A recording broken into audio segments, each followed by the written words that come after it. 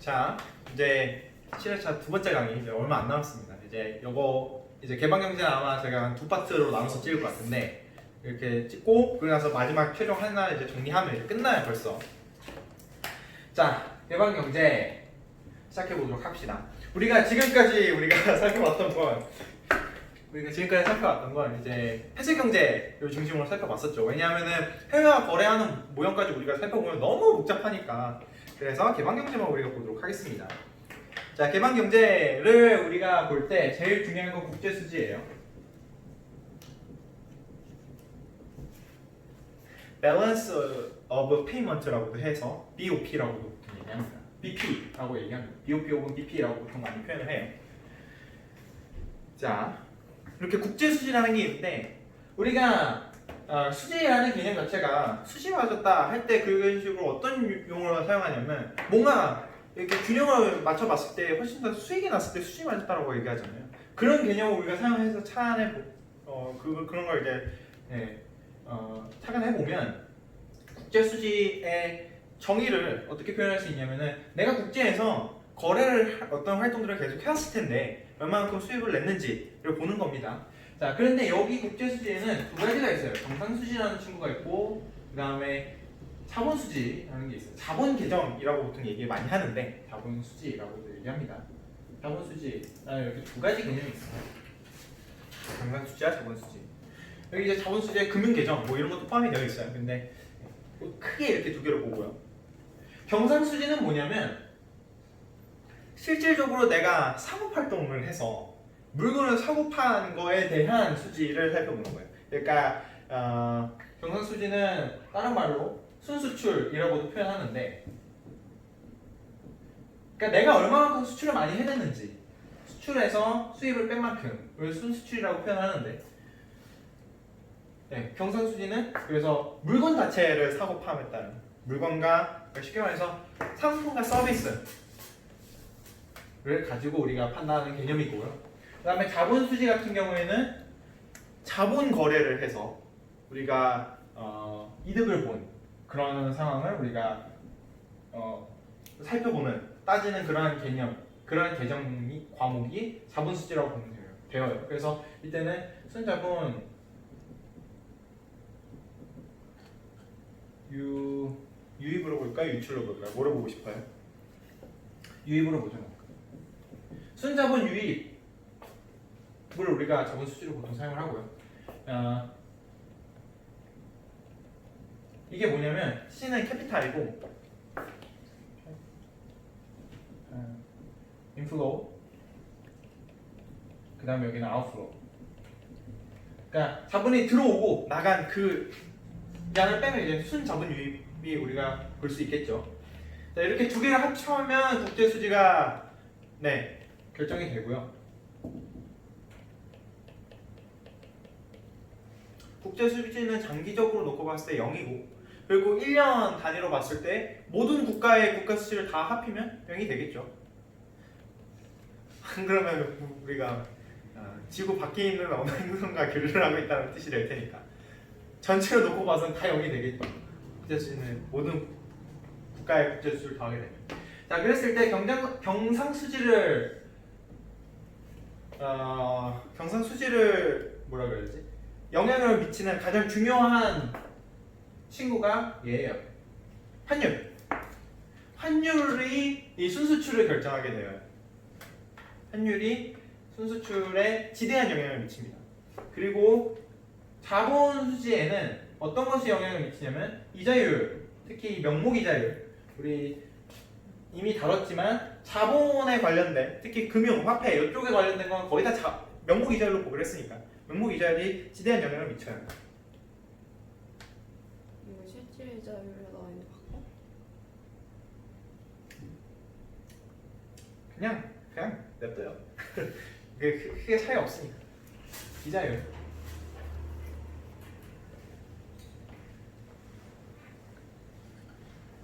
자, 이렇게 해서 일단 국제 수지에 관련된 기본적인 내용을 봤고요. 그러면 경상 수지를 우리가 조금 더 자연스럽게 좀 더 깊게 들어가서 보냐면 재화 그 상품과 서비스의 해외 거래에 따른 수수입을 일컬어서 경상 수지라고 얘기합니다. 경상 수지의 약자는 CA가 되고요. current account 해가지고 경상수지의 다른 말 CA는 NX라고도 표현하고요. 순수출 net export 순수출이라고 표현하고 순수출 같은 경우에는 수출에서 수입을 뺀 만큼을 NX라고 얘기합니다. 그랬을 때 이 NX에 영향을 미치는 요소들이 뭐가 있느냐를 좀 살펴봐야 되는데 NX 펑션을 우리가 좀 살펴봐야 돼요. 그런데 NX 펑션 자체를 우리가 살펴보기 좀 어려우니까 X 펑션과 N 펑션을 좀 자세히 살펴볼게요. 이 수출에 영향을 미치는 요소에는 뭐가 있을까요?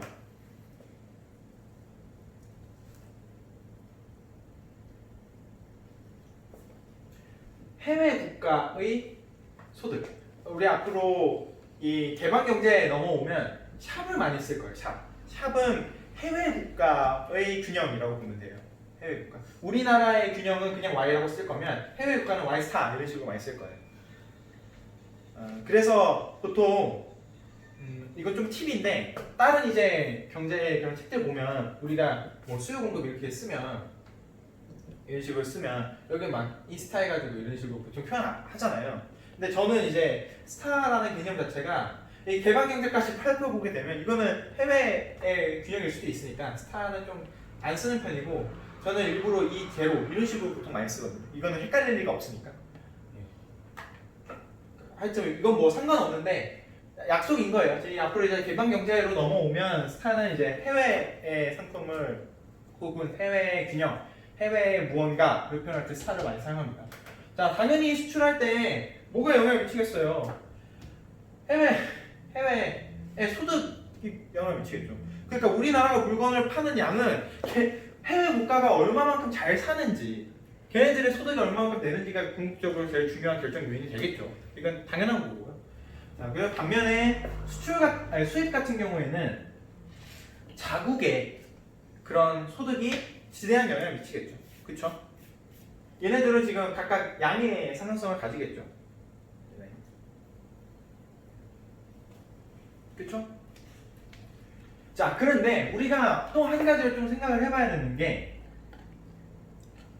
이게 조금 어려운데 한번 잘 생각을 해봐요. 우리나라 물건 가격이 예를 들어서 저게 1,000원이라고 합시다. 1,000원이라고 합시다. 우리나라 물건 가격이. 자, 그런데 그때 $1 환율이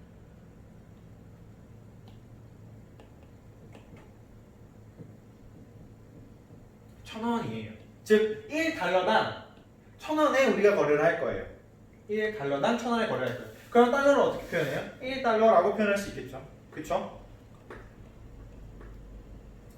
뭐 이쪽에서 보나 궁극적으로 어떤 요소들이 합쳐져 있냐면 우리나라 물건을 외국에 갖다 수출할 때 원화로 팔 거예요. 아니죠. 달러로 팔아야죠. 그러니까 그런 해외 국가의 그런 화폐 가치로 갖다 팔아야죠. 화폐 단위로 팔아야죠.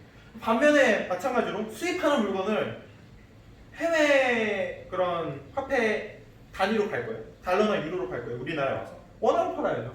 그런 걸 잘 생각해 보면 우리나라의 물건 가격이 해외에 어떻게 영향을 미치냐면 여기 지금 환율이에요. 환율. 이걸 환율이라고 치면 여기 지금 우리나라 물건 가격이고 여기 지금 해외 물건 가격이잖아요. 그렇죠? 그랬을 때 얘네들을 동시적으로 얘가 지금 플러스 있고 얘가 마이너스니까 동시적으로 이러한 단계 요걸 이렇게 식을 쓰게 되면 무슨 얘기냐면 상대 가격에 환율을 곱해주게 되면 어느 국가라기보다는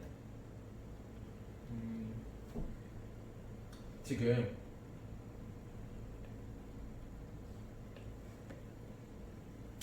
예를 들어서 이거를 1.5달러에 팔았어요. 2달러에 팔았다고 칩시다. 2달러에 팔았다고 쳐요.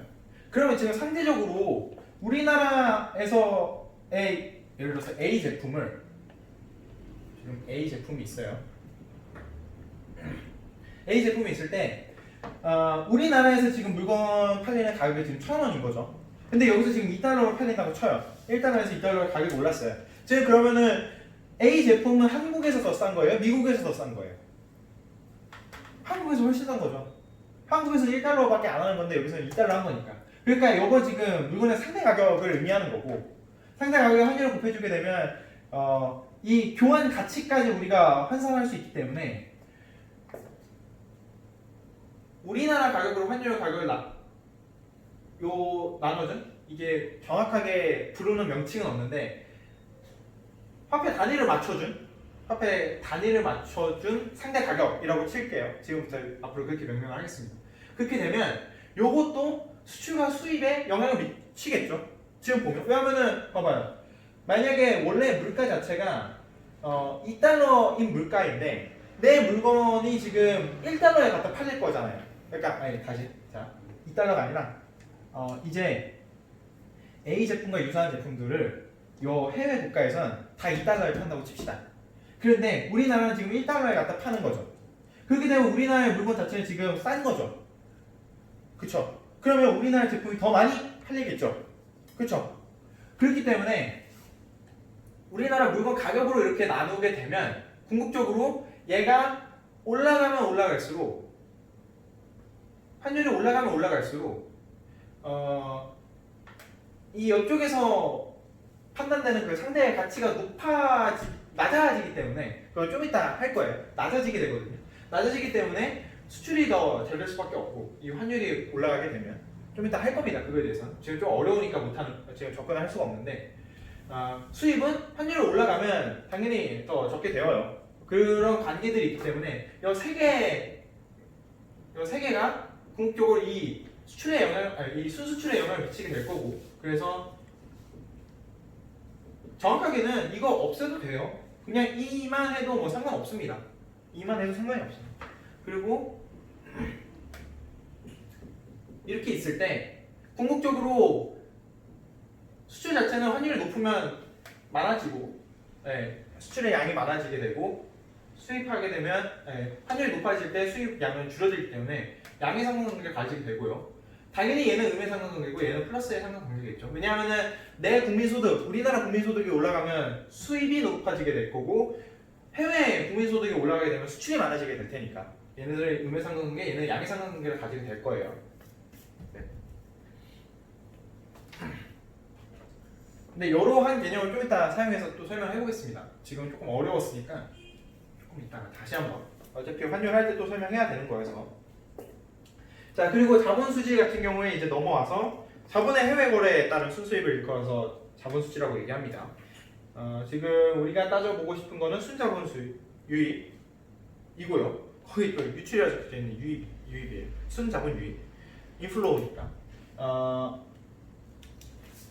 net capital inflow가 될 거고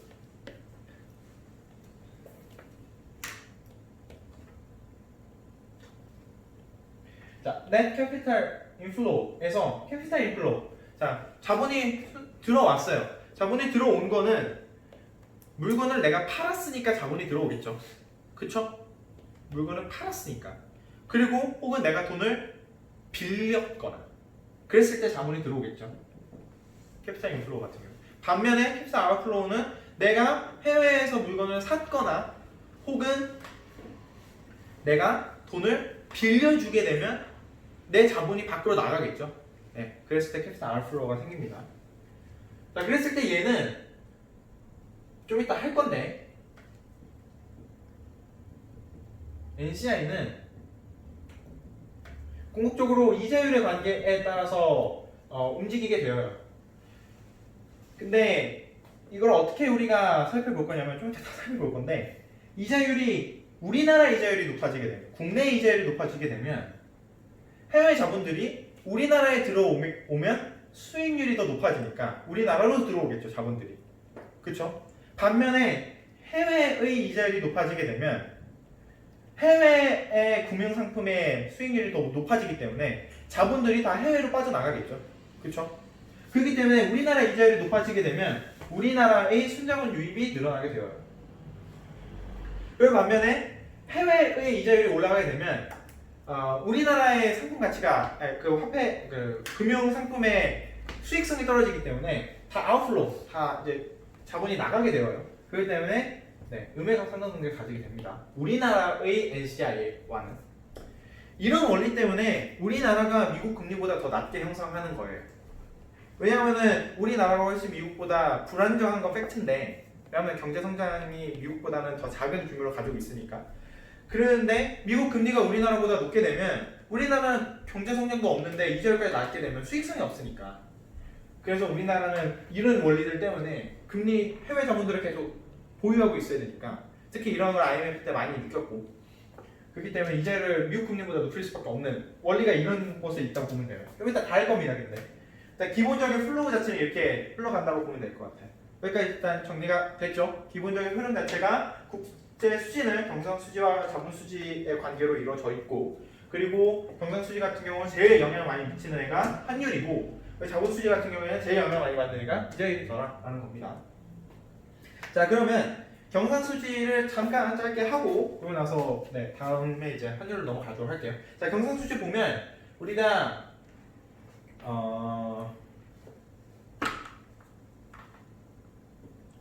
첫 번째 식을 제가 이런 식을 써놨는데, 요 식과 요 식이 궁극적으로 같아져야 된다는 말이거든요. 이게 무슨 의미를 표현하는 걸까요? 무슨 의미를 표현하는 걸까요? 이게 요거는 수출이고 요거는 캐피탈 인플로우, 캐피탈이 안으로, 자본이 국내로 들어온 거고요. 요거는 수입이고요. 요거는 자본이 나간 거죠. 이게 궁극적으로 모든 시장에서 이 국제수지가 균형이 맞는다라고 우리가 가정을 할 거예요. 왜냐하면 그래야 모든 국가가 다 맞게 거래를 한다라고 볼 거예요. 우리가. 물론 실제는 그렇지 않을 때도 있습니다. 실제는 어느 국가가 국제수지가 무지 높은 국가가 발현될 수도 있고, 우리나라처럼 우리나라 경상수지가 너무 높아가지고 자본수지가 떨어지는 걸 못 막긴 해요. 근데 궁극적으로 얘랑 같아지긴 해야 됩니다. BP가 0이 돼야 돼요. 장기적으로. 하여튼 자, 다른 소리 잘 집어치우고 핵심만 놓고 봤을 때, 자, 이게 우리가 물건을 수출하는 거고, 이게 우리나라에서 자본이 들어오는 건데, 요만큼이 궁극적으로 우리나라가 총으로 이윤을 낸 거죠. 벌어온 돈인 거죠. 요만큼 물건을 팔았고 요만큼 지금 자본이 들어와 있는 상태니까 추가적으로 우리가 지금 달러가 혹은 해외 자본이 안으로 들어온 양인 거예요. 그쵸?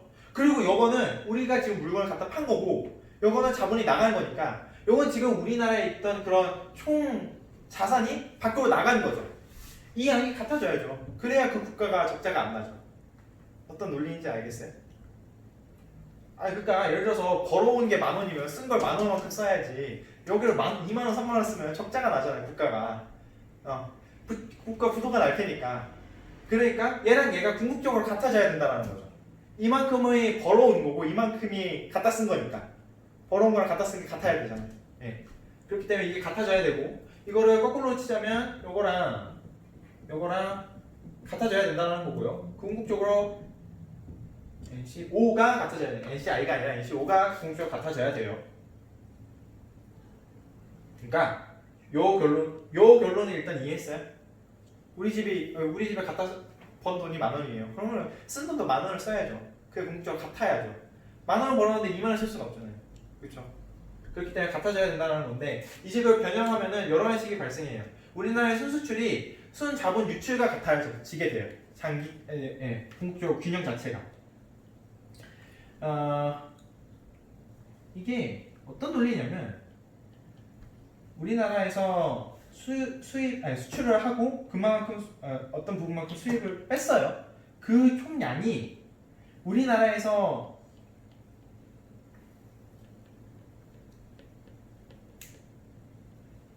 물건을 물건이 아니라 자본이 나간 양에서 자본이 들어온 양 자체를 뺀 양하고 같아져야 된다는 그런 식이 도출이 되는 거고, 그렇기 때문에 NX랑 NCI가 같아져야 되는 거고요. 얘랑 얘는 지금 반대일 거 아니에요. 아니, 얘가 CO-CI인데 이걸 반대로 하면 요거니까, 지금 I 마이너스만 붙여준 거니까. 그렇기 때문에 요게 되는 거고, 그래서 궁극적으로 NCI랑 nx가 합해지면 0이 돼야 된다는 거예요. 그게 위식하고 지금 동일한 거죠. 그러니까 벌어온 돈과 쓴 돈을 동일하게 이루어져야 된다. 그런 식으로 이렇게 이제 도출을 할 수 있는 거예요. 궁극적으로. 그런 과정에 대해서 이해가 됐나요? 네.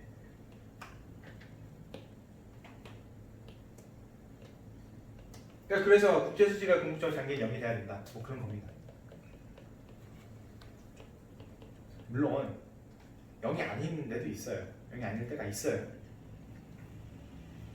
특히 우리나라처럼 수출이 너무 많이 되는 국가들은 자본이 그걸 못 쫓아오면 단기에 계속 국제수지가 흑자가 나는 그러한 국가도 존재할 수 있습니다. 근데 경상수지 흑자가 너무 많이 발생해서 자본수지가 그걸 못 쫓아올 때가 있어요. 네. 자, 됐죠? 왜? nx는 마이너스 ncr인데 왜 밑에는 그렇게 하는 거예요? 아, 더한 게. 쏘리.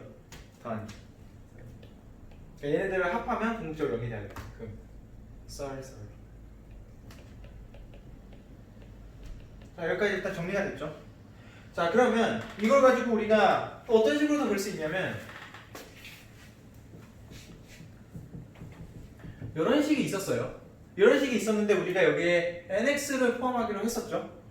자, 이거를 식을 잘 변형하다 보면 c랑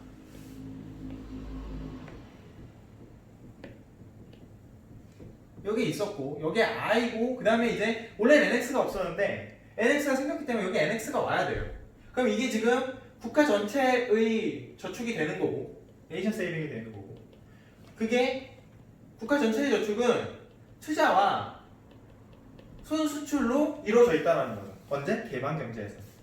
네. 그런 식도 도출할 수가 있습니다. 이런 관계도.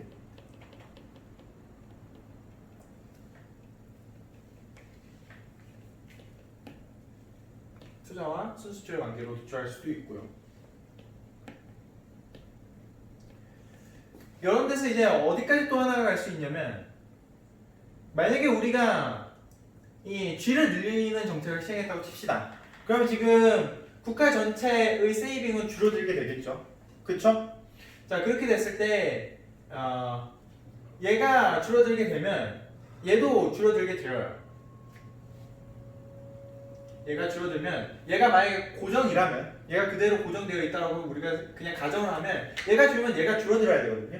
무슨 얘기냐면 우리나라에서 지금 저축을 적게 한다라는 것은 순수출 내가 그만큼 더 적게 판다라는 거예요. 왜냐면 그만큼 더 적게 생산을 해낼 테고 저축을 적게 했으니까 소득 자체가 줄어드는 거잖아요.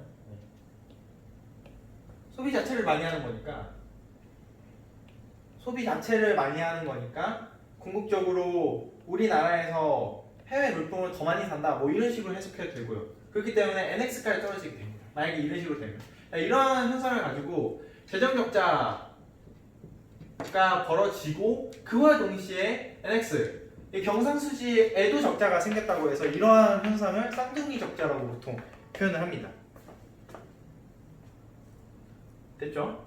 일단은 이렇게 해서 개방경제의 기본적인 논리를 끝내봤어요. 국제수지라는 게 존재하고 경상수지, 자본수지가 있고 그리고 경상수지는 뭐 이런 복잡한 식들이 있는데 제일 중요한 건 궁극적으로 수출과 우리나라에 자본이 들어온 양이 우리나라가 지금 번 돈이고 어떻게 보면 번 양이고 우리나라가 수입하고 자본이 빠져나간 양만큼 우리가 쓴 거라고 생각을 한다면 얘네들이 궁극적으로 같아져야 된다는 거죠. 네, 같아져야 된다는 거고요. 그렇기 때문에 이런 식들로 우리가 다 도출을 할 수가 있고 그리고 이런 식을 가지고 여기까지 올라가게 되면 궁극적으로 S랑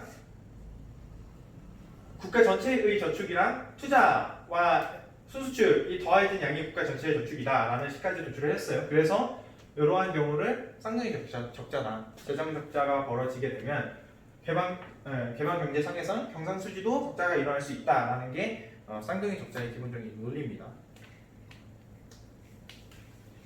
이 정도로 하고, 이 정도로 하고요. 그 다음에 이제 이번 강의는 이렇게 개방적인 기본적인 논리에 대해서 얘기를 했고요. 그 다음에 이제 다음 시간에 이제 환율에 대해서 정리해 보도록 하겠습니다.